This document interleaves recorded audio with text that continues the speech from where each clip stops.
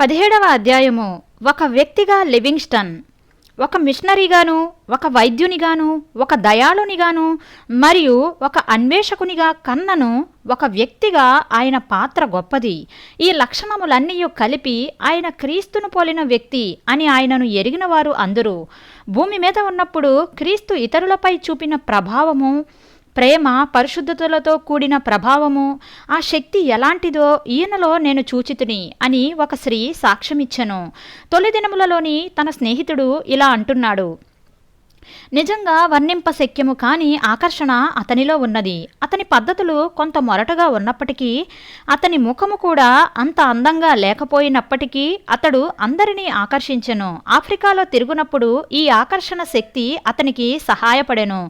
తన యొద్దకు వచ్చిన వారందరినీ మంత్రశక్తియా అన్నట్లు ఆకర్షించేవాడు.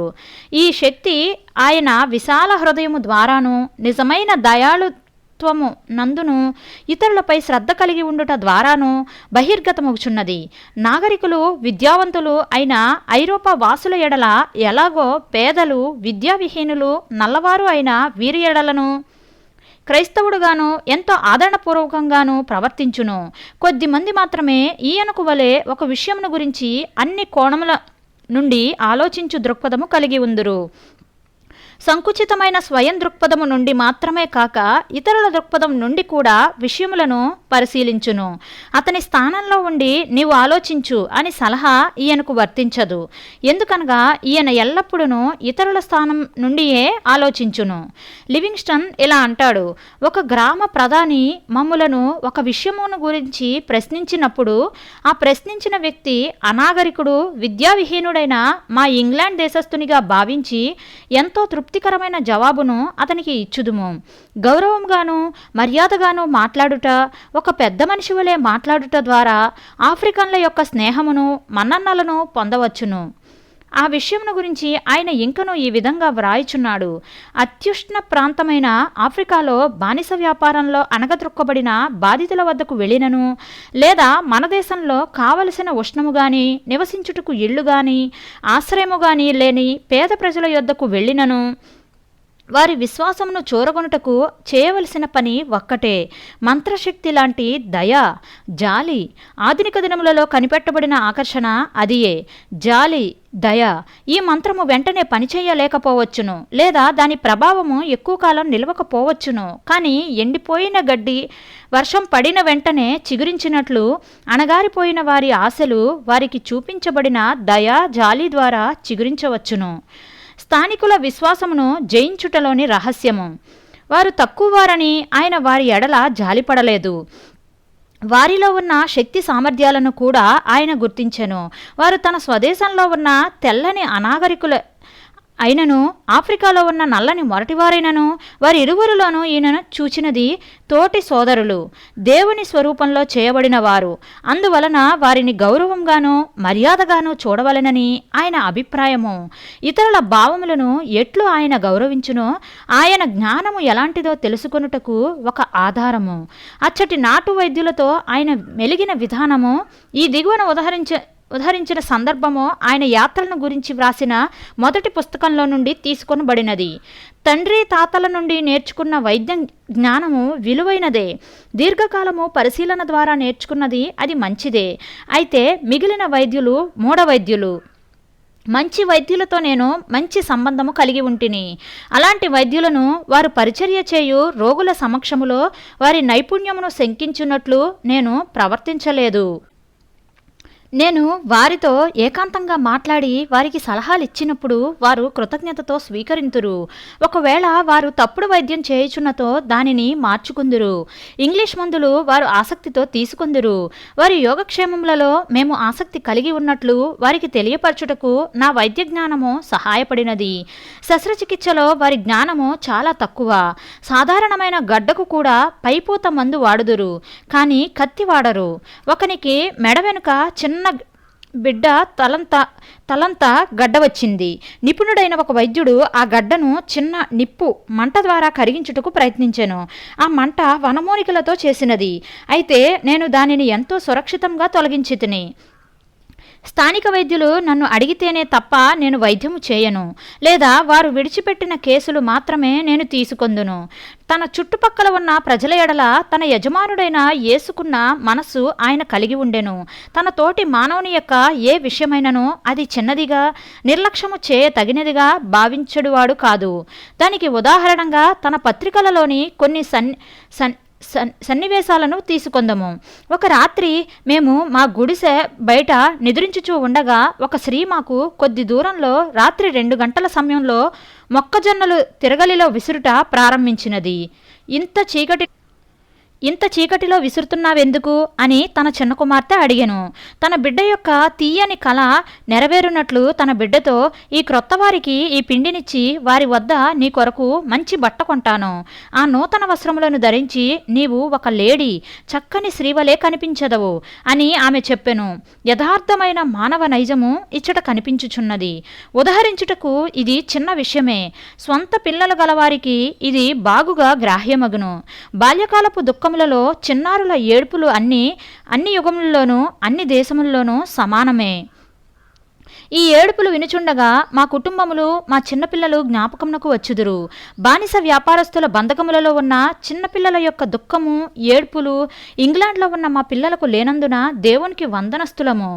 డాక్టర్ లివింగ్స్టన్ గారి ఓపిక లేక సహనాన్ని గురించి ముందుగానే చెప్పబడింది. అతి క్లిష్టమైన పరిస్థితుల్లో కూడా తన ఆత్మ నిగ్రహాన్ని కాపాడుకునేవారు. బోయర్లు నిష్కారణంగా కోలోబెంగ్ మీదను లిమాయు మీదను దాడి చేసినప్పుడు తప్పు చేసిన వారిపై ఆగ్రహము వచ్చినను సహించుకునేవాడు. కానీ పరిస్థితుల తీవ్రత త్వరలోనే తగ్గిపోవుట గమనించెను. ఉదాహరణగా తన సేవకులలో కొందరు ఆయనను విడిచిపెట్టి వెళ్ళినప్పుడు ఆయన ఈ రీతిగా అనును: పారిపోయిన వారినందరినీ చేర్చుకున్నాను. స్వతంత్రంగా జీవించుటకు ప్రయత్నించి తిరిగి వచ్చిన వారు గతంలో కంటే మెరుగుగా ప్రవర్తించుదురు. వారి దుష్ప్రవర్తనకు కారణము జొహన్నా మనుషులు పారిపోయిన తరువాత నేను పూర్తిగా మిగిలిన వారిపై మాత్రమే ఆధారపడితిని. జ్ఞానవంతులు అట్టి దుర్భర పరిస్థితుల్లో ఉన్నవారి ద్వారా లాభం పొందజూతురు. ఎవరు తమను తాము అసలైన ఆఫ్రికన్లకు అప్పగించుకుందురో వారికి ఆఫ్రికన్లు ఎంతో సహాయం చేస్తారు. నాలోనే కొన్ని పొరపాట్లు కలవు. తాను నిష్కారణముగా స్థానికులపై విసుగుపడినట్లు తరువాత గ్రహించిన ఆయన సిగ్గుపడినట్లుగా మరి ఒక చోట చెప్పాను. తరచుగా వారు అపార్థం చేసుకొందురు. తెల్లవాని ప్రవర్తన వారికి తరచుగా బుద్ధిహీనముగా కనిపించును. ఆయన యొక్క మరి ఒక విశేష లక్షణము ఏమనగా ఏకాంతముగా ఉండగల శక్తి. ఇతరులు భరించలేని ఒంటరితనమును ఈయన భరించగలడు. స్థానికులను ఎంతో ప్రేమించినప్పటికీ వారి యందు ఎంతో ఆసక్తి కలిగిన వాడైనను తన ఉద్దేశములను గ్రహించగలిగినటువంటియు తమ జన్మ విద్యలను బట్టి తనతో సహవాసము చేయగల సామర్థ్యము గల వారితో స్నేహము చేయనాశించెను. సృష్టి ఎడల ఆయనకు గల ప్రేమ క్షుణ్ణముగా పరిశీలించు ఆయన అలవాటు ఏకాంత సమయములలో ఆయన సంతోషంగా ఉండుటకు సహాయపడి ఉండవచ్చును. అయితే నేను నిన్ను ఎన్నడూను విడువను, ఎడబాయను అని సెలవిచ్చిన దేవుని సన్నిధి ఆయనతో కూడా ఉన్నది. ప్రయాసతో దీర్ఘ ప్రయాణము చేయు సమయము ఆయనకు దేవుణ్ణి ధ్యానించు సమయము. అలాంటి అనేక గంటలు తన యజమానునితో మాట్లాడు సమయము. తన కర్తవ్యంని నెరవేర్చడంలో ఎంత అపాయము ఎదుర్కొనవలసి వచ్చినను భయపడేవాడు కాదు. అది ఎంతో చెప్పుకొనదగిన లక్షణమైనను తాను స్వయంగా ఎప్పుడునూ ఆ విషయాన్ని చెప్పుకోలేదు. ఇది ఆయనకు అలవాటుగా మారిపోయింది. దీనికి ఉదాహరణములు డాక్టర్ మఫట్ గారు అనేకములు ఇచ్చిరి, కానీ ఇక్కడ ఒక్కటి మాత్రమే పేర్కొనబడింది. ఒకసారి డాక్టర్ లివింగ్స్టన్ తన మిషన్ పనిలో నిమగ్నుడై ఉండగా ఒకడు అమిత వేగముతో వచ్చి అరణ్యంలో ఒక స్థానికుని ఖడ్గమృగము ఎదుర్కొని గాయపరిచినని తెలిపి వచ్చి సహాయం చేయమని కోరెను. ఆయన స్నేహితులు భయంకరమైన అరణ్యములోనికి, ఖడ్గమృగాలు ఇతర అడవి మృగాలతో నిండి ఉండిన ఆ ప్రాంతంలోనికి చీకటిలో వెళ్ళవద్దు అని, అపాయం తెచ్చుకుంటావని, బయటకు వెళితే మరణిస్తావని హెచ్చరించారు. అపాయంలో ఉన్న వారిని రక్షించుట క్రైస్తవుని బాధ్యత అని చెప్పి వెళ్ళడానికి నిశ్చయించుకున్నాడు. వెంటనే బయలుదేరి చీకటిలో 10 మైళ్ళు నడిచి వెళ్ళి ఆ వ్యక్తి పడి ఉన్న స్థలమునకు వెళ్ళెను. అయితే అతడు అప్పటికే మరణించి ఉండెను. ఆయన త్యాగము వృధా ఆయన? దేవుని యందు ఆయనకు కలిగిన ప్రేమ ద్వారానే కదా ఆయన ఆ పని చేసినది. ఆయన ఎన్నో బహుమానములు, బంగారు పతకములు, అనేక రకములైన గౌరవములు పొందినను చిన్నపిల్లల వంటి వినయ మనస్సు కలిగినవాడు. ఒకసారి ఒక గొప్ప వ్యక్తి లివింగ్స్టన్ సాధించిన ఆశ్చర్యకరమగు విషయములను గురించి ప్రశంసించగా ఆయన అవి ఆశ్చర్యములేమీ కావు, చేయవలనని సంకల్పించిన వారు ఎవరైనాను వాటిని చేయగలరు అని జవాబిచ్చెను. అయితే ఆ సంకల్పమే అద్భుతము కాదా? ఆయన వినయమునకు ఉదాహరణముగా ఆయన చెప్పిన మరి ఒక విషయము, నేను కీర్తిని కోరుచున్నానని మనుషులు తలంచవచ్చును, అయితే నన్ను పొగుడుచూ వ్రాసిన ఏ విషయమునైనను చదవకూడదని నిర్ణయించుకొంటిని. లివింగ్స్టన్ గారు సిసిల్ గారితో కలిసి చదువుకునే దినములను గురించి ఎరిగిన ఒక వ్యక్తి వ్రాసిన విషయము. లివింగ్స్టన్ గారిని గురించి 2 మాటల్లో చెప్పొచ్చు: నిరాడంబరత మరియు దృఢ సంకల్పము. 40 సంవత్సరాలు గడిచినను ఆయన నడత, ముందుకు దూసుకుని వెళ్ళుట, దృఢత్వము, పట్టుదల, అతివేగము కాదు, అతి నెమ్మది కాదు, త్వరపడడు, అలా అని ఆలస్యము చేయడు. ఇవన్నీ జ్ఞాపకమే. వీటన్నింటి సారాంశము తన గమ్యం చేరుట. చివరి వరకు నిరాడంబరుడు, పట్టుదల గలవాడు, చిన్నపిల్లల వలె నమ్మును, భయము లేదు, క్రూరుల యొక్క క్రూరత్వమును తొలగించువాడు, భయస్థుడు కాడు, భయపడినచో అపాయమే. దృఢ సంకల్పం కలిగినవాడు కనుకనే అనేకమైన అడ్డంకులను జయించగలిగెను. మెతక స్వభావం కలిగిన వాడైన ఎడల అపాయములలో మరణించి ఉండేవాడు. తన కర్తవ్యము నెరవేర్చుటకు ఇదే మార్గము అని నిశ్చయించుకొనిన తరువాత ఆయనను ఆ మార్గం నుండి ఎవరనూ తొలగించలేరు. ఆయన దృఢ సంకల్పము ఆయనకే కాక తన అనుచరులకును మేలుకరంగా ఉండెను. పిరికివారును దృఢ నిశ్చయిత లేని తన అనుచరులలో ధైర్యమును, కర్తవ్యము ఎడల అంకిత భావమును కలుగచేయును. ఆయన తన వాగ్దానముల ఎడల ఎంత నమ్మకంగా ఉండునో ముందుగానే వివరించబడింది. జాగ్రఫికల్ సొసైటీ వారికి వాగ్దానం చేసినను, లేక నిస్సహాయులు, పేదలు, అమాయకులైన ఆఫ్రికా వాసులకు వాగ్దానం చేసినను దానిని నమ్మకంగా నెరవేర్చును. ఆదర్శప్రాయమైన మిషనరీ నాయకుడు ఎట్లు ఉండవలెనో ఆయన స్వయంగా రాసిన పుస్తకములలో ఒక దాని యందు వ్రాయబడిన వర్ణనలో ఆయన లక్షణములే కనిపించుచున్నందున ఆ వాక్యములను ఉదహరించక తప్పదు. మిషనరీ నాయకునికి ఉండవలసిన లక్షణములు సామాన్యమైనవి కావు. అతనికి అత్యున్నతమైన శరీర సంబంధమైన ధైర్యము, నీతివర్తన సంబంధమైన ధైర్యము, శక్తి, ఓర్పుతో కూడుకున్న దృఢ నిశ్చయత ఉండవలెను. వీటన్నింటికి పైన నెమ్మదితో కూడిన క్రైస్తవ ఆసక్తి, తాను చేసే పని యొక్క ఆత్మీయమైన ఫలితము కొరకు ఆతృత కలిగిన వాడై ఉండవలెను. వీటన్నింటికి తోడు సాధుత్వము, ప్రేమ కూడా ఈయనలో ఉన్నవి. ఆ లక్షణాల సమ్మిళితముతో పరిపూర్ణమైనవాడు మన హీరో డేవిడ్ లివింగ్స్టన్. దీనిలో అతిశయోక్తి ఉన్నదా? లేదు.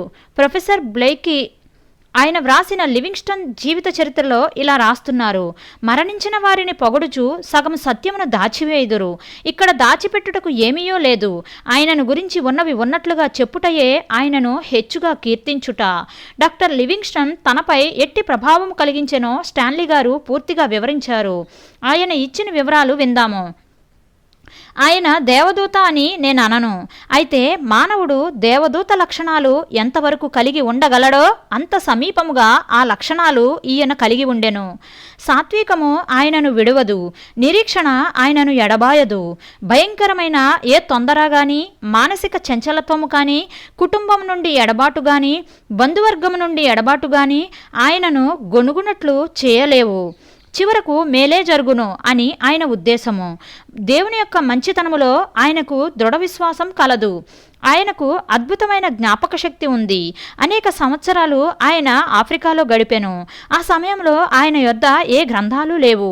అయినను ఎంతో కాలమైన తరువాత ఆయన బర్న్స్, టెన్నిసన్, లాంగ్ఫెలో, హిట్టియల్ మరియు లోవెల్ యొక్క పూర్తి పద్యములు వల్లించగలడు. ఆయన మతము కేవలము మాటలు చెప్పడంతో కూడినది కాదు. ఆయన బోధించినది నిత్యము ఆసక్తితో నమ్మకముగా ఆచరించేవాడు. ఆయనలో క్రైస్తవ్యం యొక్క అతి సుందరమైన లక్షణములు చూడగలము.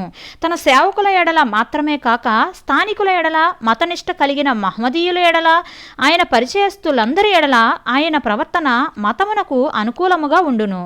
అనగా ఆయన ప్రవర్తనలో క్రైస్తవ్యం కనిపించును.